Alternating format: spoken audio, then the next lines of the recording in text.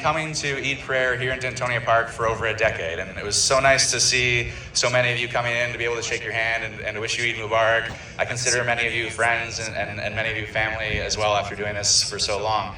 The message I want to leave you with today, I was thinking about being in federal parliament and everything going on in the world, and I think the message I want to leave you with is what is Canada's role today? And Canada's role today, more than anything, is to stand up for human rights and to stand up for human rights for everyone, And I could talk about human rights here domestically and how at different times I've been a voice against Bill 21 in Quebec, different times I've been a voice to condemn Islamophobia in Parliament.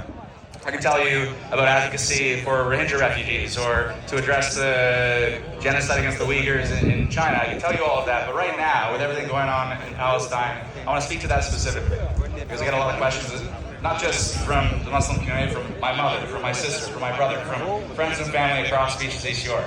I want to let you know that, going back to even 2016, I was a voice for saying, no, what's going on in the occupied territories isn't right. Going back to 2020, when there were evictions in Sheikh Jarrah, I stood up and said, what's going on isn't right.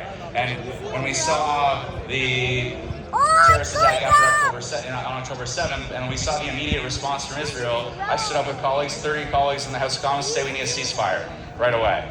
And then alongside colleagues from Germany and from America and from Canada, again, called for a sustainable ceasefire months later. And more recently, have been a voice when we improperly canceled UNRWA funding. I was a voice to restore that funding which we had. I've been a voice at all times for standing up for human rights. Now, it's to ensure that Canada isn't complicit. We aren't standing arms, we aren't complicit in the tragedy, but also we're going to be a continued voice of leadership to push our American ally to do what's right and to make sure we push towards Palestinian statehood and we show leadership on the world stage for human rights and human rights for everyone. And on that, I just want to say, Eid Mubarak.